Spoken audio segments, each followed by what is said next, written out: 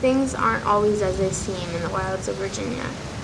From the mountains to the valleys, there have always been peculiar mishaps, dark mysteries, and terrifying tales.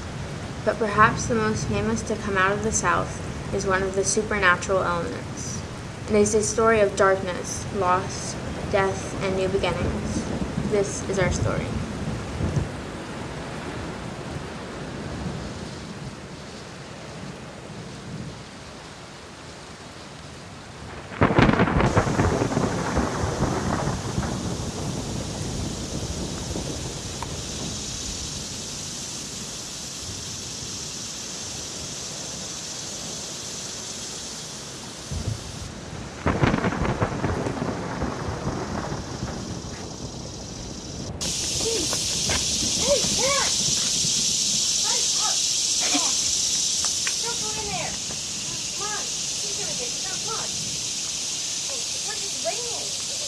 I'll take you back to my house.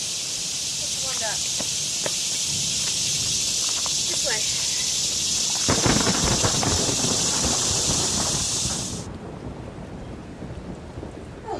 What brings you out here anyway? It's a long story. Come on, we got time. Well, my brother died, and I was coming to his funeral. That's it? That wasn't a long story. So, yeah, anyway. Who lives in that house up on the hill? That one? Yeah. You don't know? No. Nobody lives up there. Well, why not? It looks like a good enough house. I mean, it needs some more paint, but, it looks pretty good. Truth. I didn't say that the house is empty. I just said that nobody lived in it. Well, does it have pests or something? Pests. You better hope she doesn't hear you talking about that. You said it again. She. Who is she? She's the reason nobody lives in that house. That's what she is. Well, it's a long story. Well, come on, we've got time.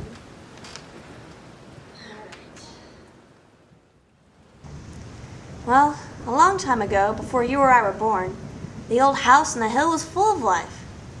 In it lived an old woman and many, many, many children.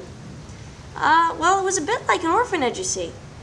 Now the children and the woman were happy enough. They played, they ate, and every night the woman would sing them off to sleep. It was a good life. Well, it was until the influenza struck.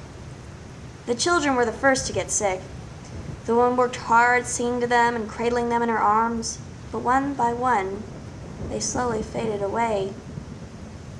Their rosy cheeks went gray, the lights disappeared from their eyes, and their shivering bodies slowly went still. Soon there was only the woman left. She wore dark clothes like a widow and rarely spoke. People began to call her the woman in black, and rumors soon began to spread like wildfire. Many whispered she killed the children, and some blamed her for the flu itself. Their harsh words reached the woman's ears, and she truly became the woman in black. Her hair fell out, her eyes went dark, and sores covered her body. Within a year, she lost her children, her respect, and her health. Her mind soon followed. For the next few years, screams filled the house, the dark lady calling out to her children late at night. She never left, but then one day, the screams went quiet. Villagers went to investigate and found the house was empty. Soon the whole town was in there, laughing and grinning, pillaging and looting. It was far too bad they weren't the only thieves that night. It really was. Oh, what went missing? The children. Every babe, tot, and adolescent. All gone in that one night. But sometimes, if you listen really closely, you can hear them screaming. Screaming for their parents, screaming for their homes, and screaming their safety from the woman in black. Like, a ghost? Yeah. What ghost? That's just a load of crap. No, it's not. I'll prove it to you. How? I'm gonna stay there. Oh, come on, please don't. Watch me.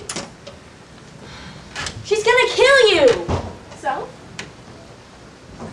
It's just make-believe. Make believe.